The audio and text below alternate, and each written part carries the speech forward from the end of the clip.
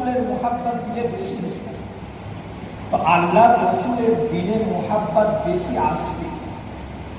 মানলাম, তো আল্লাহ রসুলকে যে ভালোবাসবো, কেন আল্লাহ রসুলকে যে মোহাব্বত করতে হবে, ভালোবাসতে হবে, কেন ভালোবাসবো? এতক্ষণ একটা কারণ আছে। সেই কারণটা কি? কিতাব খোলে, ভালোবাসার জন্য একটা মানুষের কমসে কম 4টে গুণের প্রয়োজন। কটা? কমসে কম 4টে গুণের প্রয়োজন। 1 নম্বর গুণ হলো জামালিয়াত। জামালিয়াত, জামাল মানে বরাবর সৌন্দর্য। সৌন্দর্য দেখে কারো প্রেমে পড়া যায়, কাউকে ভালোবাসা যায়। কাউকে দেখতে খুব সুন্দর, কিংবা কারোর দাড়িটা খুব সুন্দর, দেখে একে অপরকে বলে যে তোমার দাড়িটা মাশাআল্লাহ খুব সুন্দর। ওই দাড়িটা সৌন্দর্যের জন্য আপনি তাকে ভালোবাসেন। তাহলে 1 নম্বর হলো কি? জামালিয়াত। 2 নম্বর হচ্ছে কামালিয়াত। কামালিয়াত মানে হচ্ছে ডিগ্রি, যোগ্যতা। কার কতটা যোগ্যতা আছে সেই দেখে ভালোবাসা যায়, মোহাব্বত করা যায়। যে উনি আলিম, উনি হাফিজ, উনি কারি, উনি ডাক্তার, উনি মাস্টার, উনি উকিল। ওই জন্য দেখবেন প্রত্যেকের একটা করে ভালোবাসার লেভেল আছে। সন্তানের ভালোবাসা একরকম, বিবির ভালোবাসা একরকম, জামাইয়ের ভালোবাসা একরকম, আলিম উলামাদের ভালোবাসা একরকম। ডিগ্রি যার যেমন, তার ভালোবাসা সেটা।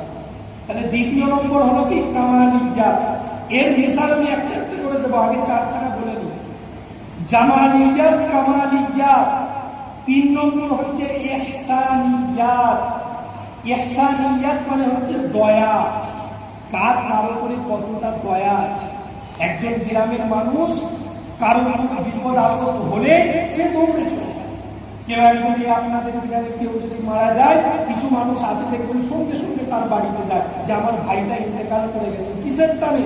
ভালোবাসে তাকে, তার দয়া, তার অন্তরটা কাঁদছে যে আমার ভাই মারা গেছে, আমাকে গিয়ে তার সামনে দাঁড়াতে হবে, তার পরিবারের সামনে দাঁড়াতে হবে, তার সন্তানগুলোকে একটু চুপ করাতে হবে, তাদের পাশে দাঁড়াতে হবে আমাকে।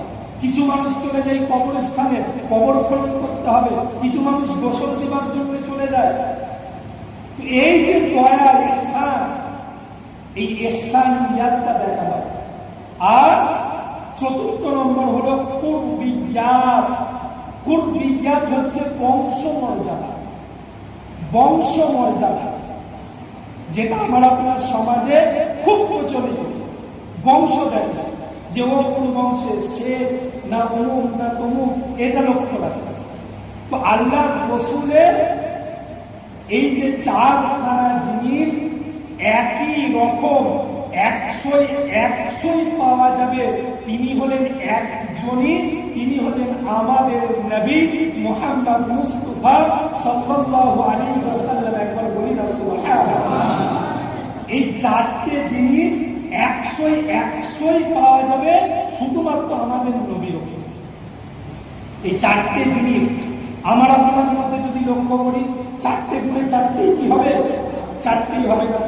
কারোর ইহসান আছে, কারোর সৌন্দর্য নেই, কারোর রিশতেদারি, কারোর বংশমর্যাদা আছে, আবার কারোর অন্যতা নেই, কারোর ডিগ্রি কম, কারোর ডিগ্রি বেশি।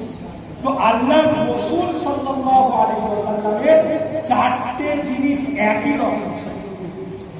1 নম্বর কি বলেছিলাম? 1 নম্বর কি? 1 নম্বর বলেছিলাম জামালিয়াত। 1 নম্বর কি বলেছিলাম? 1 নম্বর হচ্ছে জামালিয়াত, খুব সৌন্দর্য। তো আমার আপনার হাবিবের সৌন্দর্য কত ছিল? আমার আপনার হাবিবের সৌন্দর্য এত ছিল, আম্মাজান খাদিজা কুবরা রাদিয়াল্লাহু তাআলা আনহা বর্ণনা করেছে যে আল্লাহর রাসূল অন্ধকার ঘরে যখন আসতে, আমি খাদিজা আল্লাহর রাসূলের দেহের বরকতে আমার ঘরটা নূরে নূর হয়ে যেত। বলি না সুবহানাল্লাহ। আল্লাহর রাসূলের সুফিয়া হয়েছে। আরেকটা উদাহরণ শুনে, তার আগে উদাহরণটা শুনে যে সাইয়্যিদুনা ইউসুফ আলাইহিস সালাতু ওয়াস সালামের খুবসুরতি কেমন ছিল। আমরা প্রত্যেকে জানি যে ইউসুফ আলাইহিস সালাম বলে একজন নবী ছিলেন। তার খুবসুরতি সৌন্দর্য ছিল অনেক। তানাকে যিনি মানুষ করেছিলেন তিনি তার প্রেমে পড়েছিলেন। মিসরে আজিজ তার বিবি জুলাইখা, সে তার ইউসুফ আলাইহিস সালামকে গোলাম হিসাবে সন্তানের মতো মানুষ করেছে। যখন ইউসুফ আলাইহিস সালাম বালেগ হয়ে গেছে, সঙ্গে সঙ্গে কি করেছে, এত সুন্দর রূপ তার প্রেমে পড়ে গেছে। রূপে ওই যে বললাম জামালিয়া, সৌন্দর্যের প্রেমে পড়ে গেছে। তো এই সৌন্দর্যের প্রেমে পড়ার কারণে তাকে নিজের দিকে আকৃষ্ট করে। আল্লাহ কোরআনে বললেন যে ওয়াল্লাকাতিল আবওয়াবা ওয়া ক্বালাত হাইতা লাক। ইউসুফ আলাইহিস সালামকে যখন জুলাইখা নিজের দিকে আকৃষ্ট করলেন, ইউসুফ আলাইহিস সালাম বললেন ক্বালা মাআযাল্লাহ, অবশ্যই আল্লাহ আমার সাথে আছেন, আখাফুল্লাহ, আমি আল্লাহকে ভয় করি। তো এই কথাটা বলার সঙ্গে সঙ্গে আল্লাহ রাব্বুল আলামিন দরজা সবসময় খুলে দিয়েছে। বড় আগে আছে, আমি শুধু বুঝাতে চাইছি যে এই যে সারা মিশরে ছড়িয়ে গেল যে বাদশার বিবি একজন গোলামের প্রেমে পড়ে গেছে। জুলাইখাকে কোনো সারা মিশরবাসী জেনে গেছে, আমার তো এই দোষটা কাটাতে হবে, কি করে কাটাবো? সারা মিশরবাসীকে দাওয়াত করলেন, মহিলাদের দাওয়াত করে কি করলেন, খানা দিলেন। খাবার জন্য কি দিয়েছে? ফল দিয়েছে, আর একটা করে চাচি দিয়েছে। আর ইউসুফ আলাইহিস সালামকে বলে রেখেছে যে জুলাইখা, যে ইউসুফ, আমি যখন তোমাকে ডাক দেব এই মহিলাদের সামনে দিয়ে তোমাকে হেঁটে হেঁটে যেতে হবে। আমি যখনই তোমাকে ডাক দেব এই মহিলাদের সামনে দিয়ে তোমাকে হেঁটে হেঁটে যেতে হবে। ইউসুফ আলাইহিস সালাম তিনি তো গোলাম, তিনি ছেলে, মতো মানুষ হয়েছেন, তিনি বললেন হ্যাঁ আমি যাব। তো ওই সময় মহিলারা এসেছে, মহিলাদের হাতে ফল দিয়েছে, আর ইউসুফ আলাইহিস সালামকে বললেন ওই দিক থেকে বার। ওই যে মহিলারা বার হচ্ছে, এমন সময় জুলাইখা বলতে গেল যে আমার আপনার নবী ইউসুফ আলাইহিস সালামকে ওই দিক থেকে জুলাইখা যখন বার হতে বলে, ও ইউসুফ, ও ইউসুফ, তুমি এদের মাঝখান দিয়ে হেঁটে হেঁটে চলে যাও, এদের মাঝখান দিয়ে হেঁটে হেঁটে চলে যাও। মিশরের মহিলারা ওই সময়তে ফল কাটতে কাটতে আঙুল কখন কেটে ফেলেছে নিজেরাও বুঝতে পারে না। আল্লাহ পাক রব্বুল আলামিন কোরআনের মধ্যে স্পষ্ট জানিয়ে দিলেন অকত্তআনা আইদিয়াহুন্না।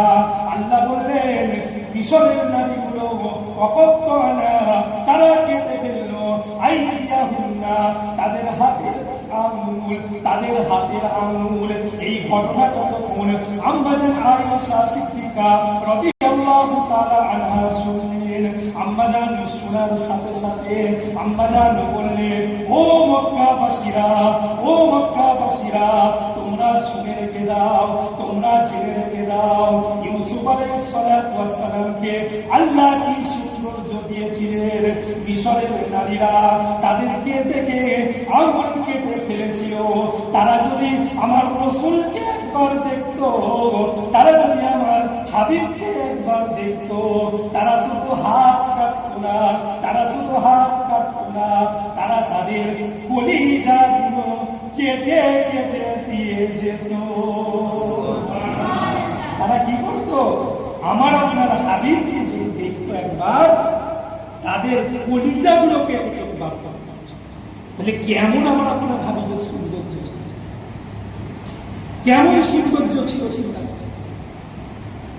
নবীর সিরাতের কিতাব সবথেকে মশহুর কিতাব হচ্ছে আর রহিকুল মাখতুম।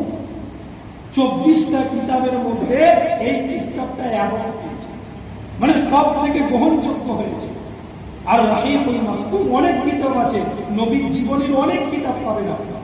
এই এতগুলো কিতাবের মধ্যে আর রহিকুল মাখতুমের মধ্যে নবীর সিরাত লেখা আছে। আপনি যদি পড়েন চোখ দিয়ে পানি ঝরবে। আমার আপনার দেহের দিকে তাকান, কিছু না কিছু খুঁত আছে। আমার আপনার কারোর নাকটা একটু লম্বা, কারোর নাকটা একটু বসা, কারোর চোখ দুটো ছোট, কারোর চোখ দুটো একটু বড়, কারোর হাতের মধ্যে কোনো বেমানান, কারোর পায়ের মধ্যে কোনো বেমানান। আল্লাহ রসুলের জীবনী লিখেছেন আর রহিমুল মাকতুমে যে একটা মানুষের যত সৌন্দর্য থাকার দরকার সব আল্লাহর নবীর ওপরে ছিল। যেমন নাক হওয়ার দরকার, না খুব লম্বা না খুব বসা, যেমন মানুষদের হাইট হওয়ার দরকার, না অনেক লম্বা না অনেক নাটা, ঠিক একদম সঠিক ছিলেন, না অনেক রোগা না অনেক মোটা।